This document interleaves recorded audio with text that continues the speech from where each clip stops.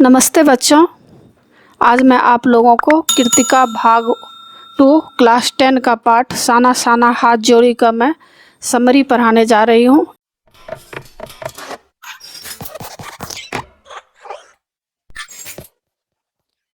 इससे पहले मैं इसका फुल एक्सप्लेनेशन भी बना चुकी हूँ। क्लास 9, क्लास 10 कृतिका, क्षितिज, संचयन और स्पर्श का मैं सारा वीडियो बना चुकी हूँ। उसको देखने के लिए आप ऊपर दिए गए आई बटन पर क्लिक करके देख सकते हैं, या नीचे दिए गए डिस्क्रिप्शन बॉक्स में देख सकते हैं, या प्लेलिस्ट में जाकर देख सकते हैं।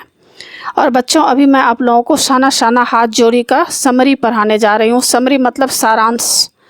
तो साना साना हाथ जोड़ी का मतलब होता है, इसका मतलब है कि छोटे छोटे हाथ जोड़कर प्रार्थना कर रही हूँ कि मेरा सारा जीवन अच्छाइयों को समर्पित हो। यह पाठ साना साना हाथ जोड़ी एक यात्रा वृत्तांत है, यानी लेखिका मधु कांकारिया ने सिक्किम की राजधानी गंगटोक तथा उसके आगे हिमालय की यात्रा की है।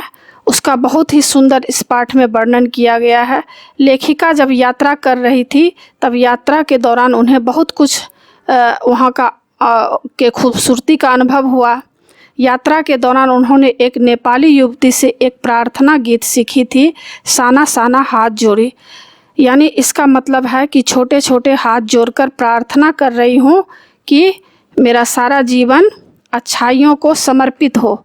यह प्रार्थना लेखिका को बहुत ही अच्छा लगा, यानी उनके हृदय को छू लिया, क्योंकि साना साना हाथ जोड़ी पंक्ति में जीवन के वास्तविकता को उड़ेल कर रख दिया गया है, यानी सच्चा जीवन तो अच्छाइयों में बिता देना ही है। लेखिका जब रात को गंगटोक शहर देख रही थी तो वह बहुत ही सुंदर दिख रहा था। चाहे सुबह हो या शाम, हर समय वहाँ का दृश्य बहुत ही खूबसूरत लग रहा था और यहाँ के लोग बहुत ही मेहनती थे।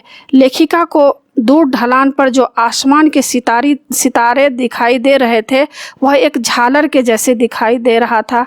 झालर का मतलब होता है एक लाइन में सजा हुआ, जैसे वह दिख रहा था। उन सितारों के झालर जैसा सुंदर दृश्य देखकर लेखिका का मन मोहित सा हो गया और लेखिका के मुंह से एक सुंदर सा प्रार्थना गीत निकल पड़ा, जो आज सुबह ही एक नेपाली युवती से सीखी थी, जिसका बोल था साना साना हाथ जोड़ी।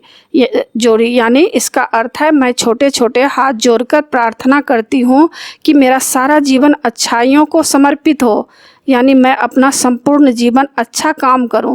लेखिका को यहाँ के लोगों ने बताया था कि अगर मौसम साफ हो तो बालकनी से कंचनजंगा की चोटी दिखाई देती है।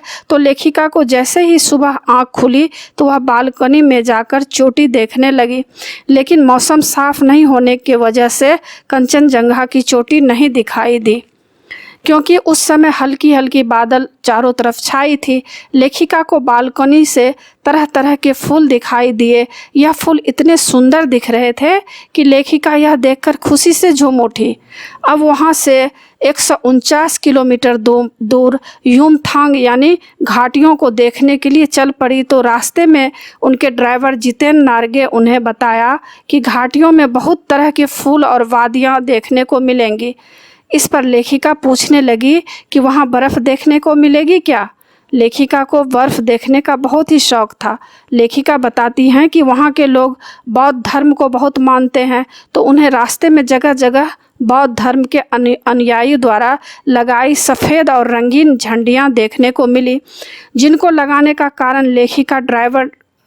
लेखिका की जो ड्राइवर जितेन था, उन्होंने बताया कि सफ़ेद झंडियाँ किसी बौद्ध धर्म को मानने वाले लोगों की जब मृत्यु हो जाती है तब उसकी आत्मा की शांति के लिए लगाई जाती है, और यह शहर से दूर लगाई जाती है। और रंगीन झंडियाँ किसी नए काम की शुरुआत करने पर लगाई जाती है। आगे लेखिका ने वह जगह देखी जहाँ गाइड फिल्म की शूटिंग हुई थी।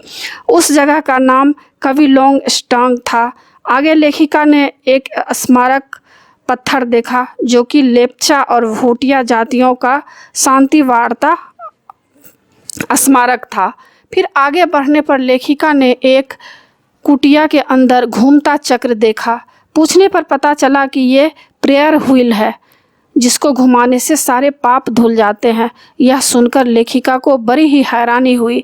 आगे लेखिका जैसे जैसे ऊपर की ओर पहाड़ पर जा रही थी तो नीचे के लोग छोटे छोटे और घर भी छोटे छोटे दिखाई देने लगे और हिमालय बहुत बड़ा दिखाई देने लगा। रास्ते छोटे छोटे और घुमावदार होने लगे। बादलों की घटाएं नीचे आती महसूस होने लगी। बीच बीच में कहीं कहीं फूल खिले थे। लेखिका की जीप कच्चे पक्के रास्तों से होते हुए हरियाली वाली रास्तों पर आगे बढ़ रही थी। हिमालय का दृश्य बहुत ही सुंदर दृश्य उपस्थित हो रहा था। सारे यात्री यह दृश्य देखकर हैरान थे। वे लोग मस्त होकर गीत गुनगुनाने लगे, पर लेखिका यह सब दृश्य चुपचाप अपने मन के अंदर एहसास कर रही थी। लेखिका अपना सर जीप की खिड़की से बाहर निकालकर कभी झरने देखती तो कभी पर्वत तो कभी तीस्ता नदी को देखती जो चांदी की तरह चमक रही थी। लेखिका बहुत खुश थी और हिमालय को सलामी देना चाहती थी कि अचानक जीप रुक गई। सामने 7 सिस्टम फॉल झील था। सभी लोग झरना का फोटो खींचने लगा, पर लेखिका वहां पत्थर पर बैठकर झरने का कलकल स्वर बड़े ही मंत्रमुग्ध ढंग से सुन रही थी। और लेखिका ने अपना पैर पानी में डुबाया तो उनका मन बहुत ही शांत हो गया। ऐसा लगा कि जैसे उनके मन की सारी बुराइयां समाप्त हो गई है। उनका मन असीम शांति में विचरण करने लगा। उन्हें ऐसा लगा जैसे जीवन की सच्चाई, सौंदर्य और सत्य का एहसास हो रहा है। आगे लेखिका बताती हैं कि आगे बढ़ने पर उन्हें बहुत ही मनमोहक दृश्य देखने को मिला। कहीं हिमालय की शोभा हरी, कहीं हल्की पीली और कहीं पथरीली दिखाई दे रही थी, तो कभी इन सब पर बादलों की छाया दिखाई दे रही थी। धीरे धीरे बादल जब हटने लगा तो पहाड़ अपने सुंदर रूप में सामने दिखाई देने लगा। थोड़ी देर के लिए जीप रुकवा दी गई। प्रकृति के मनोहारी और सुंदर रूप को देखते हुए लेखिका को अपना अस्तित्व बहुत ही छोटा लगने लगा। लेखिका को ऐसा लगा कि यही प्राकृतिक सौंदर्य ही जीवन का असली आनंद है। लेखिका को लगा कि वो ईश्वर के निकट है और इसी आंतरिक आनंद को महसूस करते हुए वे फिर से वही प्रार्थना को गुनगुनाने लगी, साना साना हाथ जोड़ी। आगे जाने पर लेखिका वहाँ पहाड़ी औरतों को देखी जो पत्थरों को तोड़कर रास्ता बनाने का काम कर रही थी। कई औरतें अपने पीठ पर बच्चे को लेकर काम करते लेखिका को दिखाई दी। वह यह सब दृश्य देखकर भावुक हो उठी। तभी उन्हें लेखिका को पलामू और गुमला के जंगलों में काम करती और औरतें की याद आ गई जो इसी तरह अपने बच्चों को पीठ पर बांधकर काम कर रही थी। लेखिका सोचने लगी, इन पहाड़ी लोगों का काम बहुत खतरनाक होता है, पर उसके बदले में उन्हें मजदूरी बहुत कम दिया जाता है। यह देखकर लेखिका का मन द्रवित हो उठा। तभी लेखिका की सहयात्री मणि और जितेन वहाँ पर आ गए और लेखिका को आगे चलने के लिए कहने लगे। आगे बढ़ने पर लेखिका ने 7-8 साल के स्कूली बच्चों को देखा। जितेन ने उन्हें बताया कि रोज़ इन बच्चों को 3-3.5 किलोमीटर चलकर ये बच्चे स्कूल जाते हैं और शाम को अपने माँ पिता के साथ घर के कामों में हाथ भी बटाते हैं। जितेन ने यह भी बताया कि ये बच्चे जंगल से लकड़ी भी काट कर लाते हैं, पशुओं को चराने का भी काम करते हैं, पानी भर कर लाते हैं। तो लेखिका को एहसास हुआ कि पहाड़ी पर जीवन बहुत कठिन होता है। लेखिका को तब महसूस हुआ कि मैदानी इलाकों की तुलना में पहाड़ी इलाके में जीवन बहुत ही कठिन होता है। यहाँ भूख, मौत और दीनता और जीवन में इन लोगों को बहुत संघर्ष करना पड़ता है। आगे लेखिका बताती हैं कि आगे चलने पर रास्ते पर कई जगह सावधानी पूर्वक चलने का निर्देश लिखे हुए थे। आगे रास्ते बहुत ही खतरनाक होते जा रहे थे। थोड़ा आगे चलने पर लेखिका ने बहुत सारे याक, जो एक तरह के जंगली जानवर होते हैं, उसको देखे और चाय के बागानों में काम करती सुंदर युवती को देखा। युमथांग जाने के लिए लेखिका को रात भर लायुम बस्ती में रुकना पड़ा। यहाँ बहुत शांति थी। लेखिका सोचने लगी कि हमारी नई पीढ़ी ने प्रकृति की इस लय, ताल और गति से खिलवाड़ करके बहुत ही अपराध किया। वहाँ पर लेखिका तीस्ता नदी के किनारे बैठकर प्रार्थना करती हैं और रात को उस छोटे से लकड़ी के हाउस में जितेन और उसकी सहेली मनी मस्ती से नाच करते हैं। सुबह जब लेखिका लायुग में घूमने निकली तो वहाँ भी उन्हें बर्फ़ देखने को नहीं मिली। वहाँ पर एक नवयुवक ने बताया कि अगर आपको बर्फ़ देखनी है तो यहाँ से 500 फीट ऊंचाई पर कटाव यानी भारत का स्विट्ज़रलैंड जो है तो आप वहाँ पर चले जाओ। तब लेखिका ने कटाव जाने का निश्चय किया। कटाव जाने का पूरा रास्ता खतरनाक था। रास्ते में धुंध और बारिश भी हो रही थी।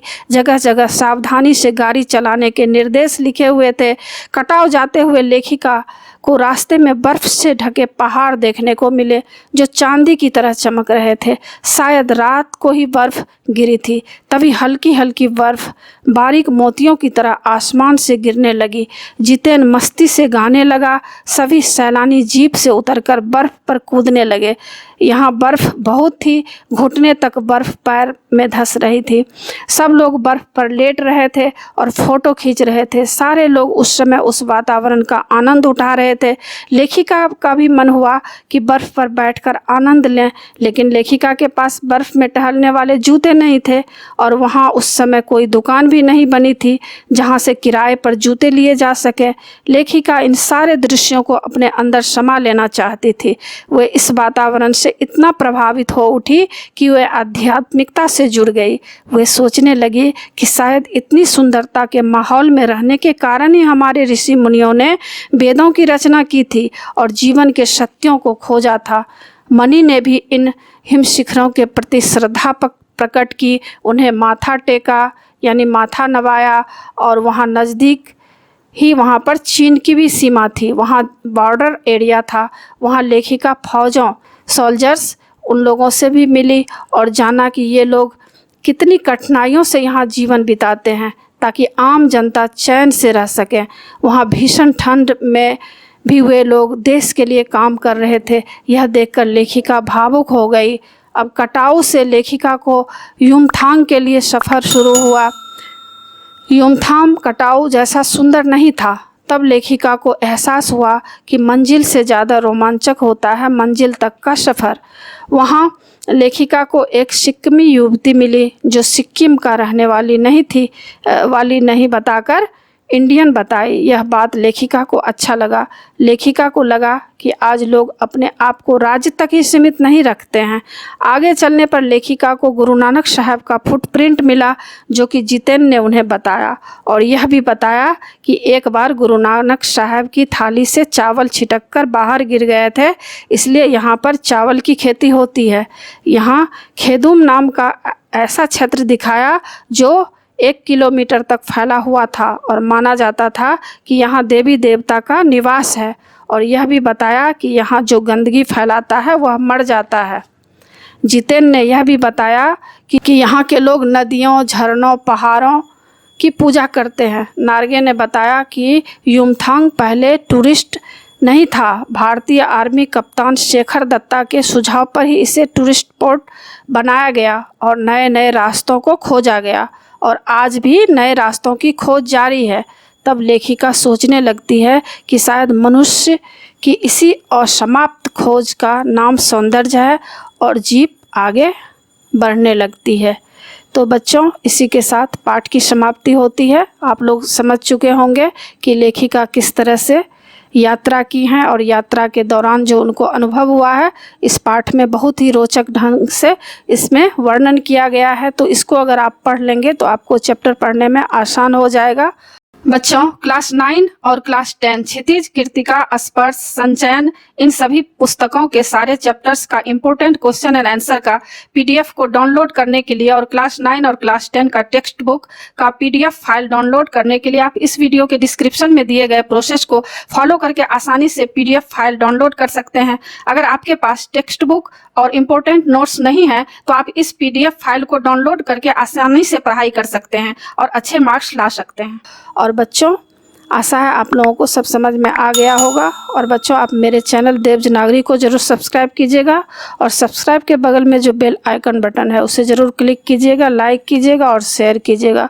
कमेंट्स ज़रूर कीजिएगा कि यह पाठ आपको कैसा लगा। नए पाठ के साथ फिर मैं मिलूँगी बच्चों। धन्यवाद।